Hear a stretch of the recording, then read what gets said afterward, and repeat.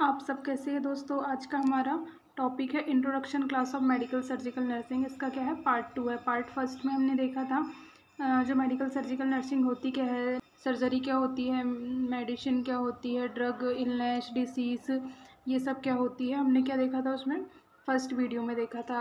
अगर आप उसको देखना चाहते हैं तो डिस्क्रिप्शन बॉक्स में उसकी लिंक दी गई है। अब हम यहाँ पे देखेंगे पार्ट टू में हम देखेंगे इसके कॉजेज़। हमारे causes of illness and disease, मतलब कॉजेज़ मतलब कारण, कॉजेज़ मतलब मीन्स क्या होता है, कारण। डिसीज़ एंड इलनेस, जो कोई भी बीमारी हो रही है, कोई भी डिसीज़ या उसे इलनेस हो रही है तो उसके क्या कॉजेज़, वो किस कारण से हो रही है, तो हम आज ये डिस्कस करेंगे।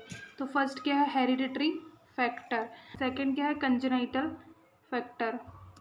थर्ड क्या है, एलर्जिक फैक्टर। फोर्थ क्या है, मेटाबॉलिक कॉजेज। फिफ्थ क्या है, deficiency causes.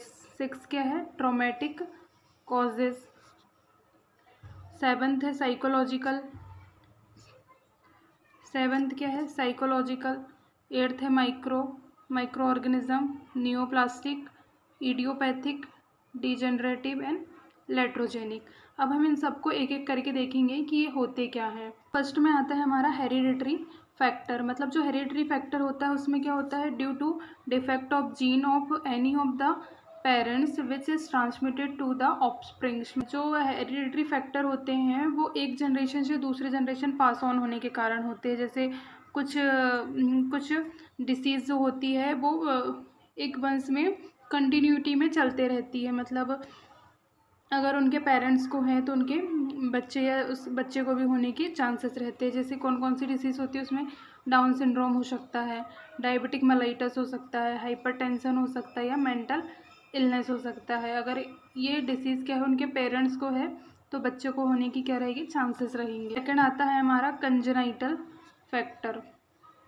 Congenital means by birth. Congenital means by birth. अगर बच्चे का बर्थ के टाइम में किसी ट्रॉमा के कारण या फिर किसी भी इंजरी के कारण उसको डिफेक्ट होता है, उसकी बॉडी में कोई डिफेक्ट आता है तो वो क्या होता है, कंजेनाइटल फैक्टर होते हैं। जैसे इसमें दिया है due to defect in development, उसके क्या डेवलपमेंट में डिफेक्ट होने के कारण हो सकता है, या हेरिडिटरी, मतलब जो एक जनरेशन से दूसरे जनरेशन पास ऑन होने के कारण, इफ़ अगर उसके पेरेंट्स को है तो उसको भी होने के चांसेस रहेंगे। Factor to parental infection present at birth, मतलब जो बेबी है उसके बर्थ के टाइम में क्या है, प्रीनेटल इन्फेक्शन होने के कारण भी उसको कंजेनाइटल फैक्टर हो सकते हैं डिसीज़ कॉज करने के। जैसे क्लेफ्ट लिप या क्लेफ्ट पैलेट। ये क्लेफ्ट पैलेट में क्या होता है, जो बेबी का लेफ्ट होता है वो यहाँ से क्या कटा होता है, और जो क्लेफ्ट पैलेट होता है वहाँ तक क्या पैलेट तक कटा होता है। Trachea fistula. पाइलोरिक स्टेनोसिस मतलब जो पाइलोरिक रीजन है उसको स्टेनोसिस हो जाएगा, उसमें नैरोइंग देखने को मिलेगी। हर्निया हो गया, फीमोसिस या स्पाइनल बाइफिडा हमें देखने को मिलेगा। थर्ड है हमारा एलर्जिक कोसेस, मतलब जो डिसीज़ या डायग्नोसिस होती है, इलनेस होती है, वो क्या किसी एलर्जी के कारण भी हमें देखने को मिल सकती है। जैसे due to abnormal responses of body to chemical or protein substance or the physical stimuli.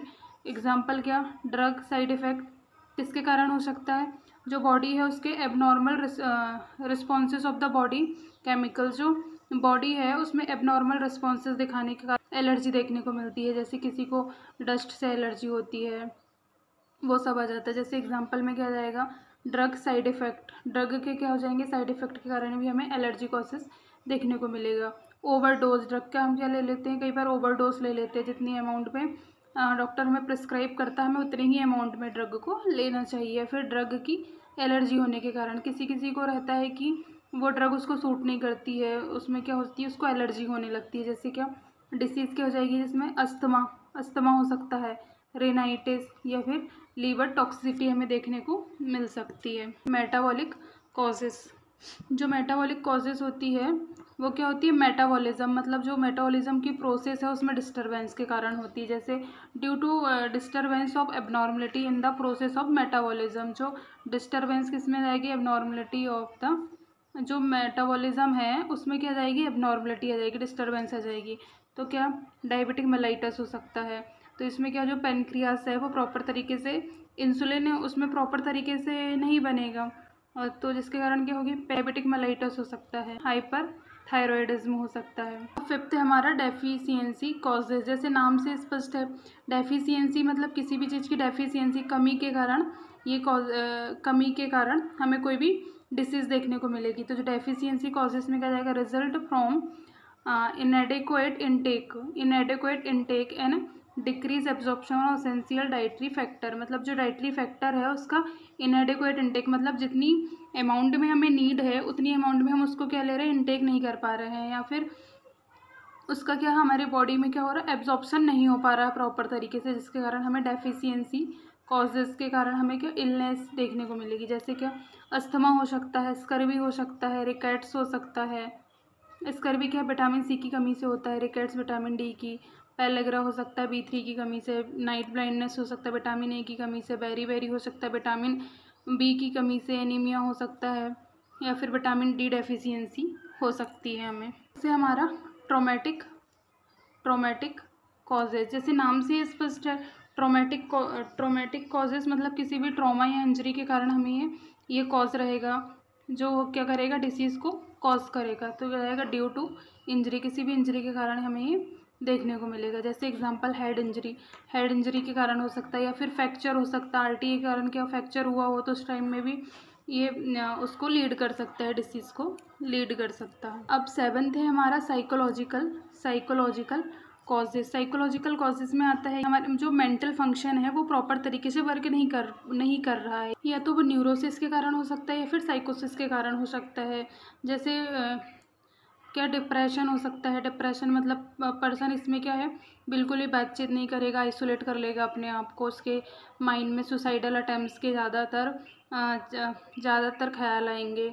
Mania में मतलब पेशेंट क्या हो जाएगा, हाइपर एक्टिव हो जाएगा, जो मतलब नॉर्मल एक्टिविटी पर्सन करते हैं उससे ज़्यादा ही ये ज़्यादा एक्टिव रहेगा, एक्टिविटी परफॉर्म करेगा। स्किज़ोफ्रेनिया में क्या हमें हेलुसिनेशन या डिल्यूशन देखने को मिलता है। एंजाइटी डिसऑर्डर में पर्सन क्या बहुत ज़्यादा एंसियस रहेगा हर चीज़ को लेके। माइक्रो ऑर्गेनिज्म कॉजेज़ में क्या जाएगा, जो माइक्रो ऑर्गेनिज्म है वो डिसीज़ को कॉज करेंगे, या तो बैक्टीरियल हो सकता है, या वायरल हो सकता है, या फंजाई हो सकता है, या फिर पैरासाइट हो सकता है। इस सब के कारण हमें क्या डिसीज़ देखने को मिलेगा ड्यू टू माइक्रोब्स इन्फेक्शन। जो माइक्रो ऑर्गेनिज्म में है क्या है, माइक्रोब्स के इन्फेक्शन के कारण डिसीज़ देखने को मिलेगा। एग्जाम्पल में देखते हैं हम, बैक्टीरियल इन्फेक्शन, TB हो सकती है, ट्यूबरकुलोसिस हो सकती है, माइकोबैक्टीरियम ट्यूबरकुलाई के कारण होती है, डिप्थीरिया हो सकता है, या फिर टाइफाइड हो सकता है। फिर आएगा हमारा वायरल इन्फेक्शन है। वायरल इन्फेक्शन में क्या क्या हो सकता है, मीजल्स हो सकता है, चिकन पॉक्स हो सकता है, एड्स हो सकता है। फंगल इन्फेक्शन, थर्ड आ जाएगा फंगल इन्फेक्शन में क्या हो सकता है, कैंडिडियासिस हो सकता है, फंगल न्यूमोनिया हो सकता है। और फोर्थ क्या है, पैरासाइटिक इन्फेक्शन, मतलब जो पैरासाइट है उनके कारण हमें क्या क्या इन्फेक्शन हो सकता है, जैसे मलेरिया हो सकता है, जैसे प्लाज्मोडियम के कारण क्या होता है, मलेरिया होता है, प्लेग हो सकता है, या फिर फिलेरिया हो सकता है। अब है हमारा 9th नंबर का कॉजेस आ जाएगा नियोप्लास्टिक मतलब जो सेल होती है उसमें क्या होता है, एबनॉर्मल ग्रोथ या फिर अनकंट्रोल ग्रोथ होने लगती है। जैसे इसमें क्या है, due to abnormal and uncontrol growth of cell, मतलब जो सेल है उसकी क्या हो जाएगी, एबनॉर्मल ग्रोथ हो जाएगी, या फिर अनकंट्रोल ग्रोथ हो जाएगी। अबनॉर्मल ग्रोथ होने के कारण क्या हो सकता है, ट्यूमर हो सकता है। क्या है, इडियोपैथिक मीन्स अननोन कॉज, मतलब जिसका हमें कोई कॉज पर्टिकुलरली कॉज नहीं पता कि इसके कारण ये हो रही है, तो हमें इसका क्या पर्टिकुलर कॉज पता नहीं रहता। Causes is unknown, self oriented and the spontaneous origin, मतलब जो कॉजेज है इसमें क्या रहेगा, अननोन रहेगा, हमें पता नहीं रहेगा कि किसके कारण हुआ, हम फाइंड आउट नहीं कर पाएंगे। Degenerative causes, degenerative means irreversible, मतलब बार बार वो चीज़ें क्या हो रही हैं, उसमें सेल क्या हो रही है, डैमेज हो रही है, फिर उसका रीजनरेशन हो रहा है, फिर से वो सेल अपने फंक्शन को वापस ला रही है, प्रॉपर डेवलप हो रही है, फिर या उसके फंक्शन क्या हो जा रहा है, कम हो जा रहा है। जैसे कि रिजल्ट ऑफ डीजनरेटिव कॉजेज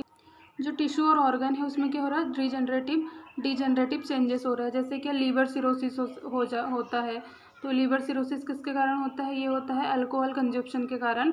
बहुत ज़्यादा मात्रा में अगर अल्कोहल का कंजप्शन किया जाए तो ये लीवर सिरोसिस हमें देखने को मिलता है। अर्थराइटिस हो सकता है। अब लास्ट है हमारा लेट्रोजेनिक कॉजेज मीन्स इसमें क्या जाएगा, result from the treatment of disease. इसमें आ जाएगा जैसे हम किसी भी डिसीज़ को हम क्या कर रहे हैं, ट्रीट करवाने के लिए इसका एग्जामिनेशन करवा रहे हैं, तो उस टाइम में हमें क्या एक इन्फेक्शन हो जाएगा, तो उस इन्फेक्शन को कहते हैं लेट्रोजेनिक कहते हैं। जैसे हम सपोज़ हम हॉस्पिटल गए किसी भी चीज़ का ट्रीटमेंट करवाने के लिए या फिर एग्जामिनेशन करवाने के लिए, तो उस टाइम में हमें क्या हो जाएगा, डिसीज़ होने के चांसेस रहते हैं। जैसे कीमोथेरेपी साइड इफ़ेक्ट क्या होता है, हम जो कैंसर है पेशेंट को, अगर हम उसको ट्रीट करवाने के लिए कहाँ हॉस्पिटल जाएंगे, कीमोथेरेपी उसको लग रही है तो उसके साइड इफ़ेक्ट हो सकता है, तो उसके साइड इफ़ेक्ट के कारण भी हमें जैसे एलोपीसिया हो सकता है। एलोपीसिया मीन्स जो हमारे हेयर हैं वो क्या हो जाएंगे, लॉस हो जाएंगे, पूरे तरीके से झड़ जाएंगे, हेयर फॉल होने लगेगा। फिर क्या डायरिया हो सकता है। तो ये सब हमारे क्या थे, कॉजेज़ थे जिसके कारण हमें डिसीज़ कॉज होती है। थैंक यू दोस्तों, अगर आपको मेरा वीडियो पसंद आया तो please like share and subscribe. अगर आपको कोई भी वीडियो से रिलेटेड कोई भी डाउट हो तो आप कमेंट बॉक्स में कमेंट्स कर सकते हैं। अगर आपको कोई नया वीडियो चाहिए तो आप उसके लिए भी कमेंट बॉक्स में कमेंट्स कर सकते हैं। Thank you.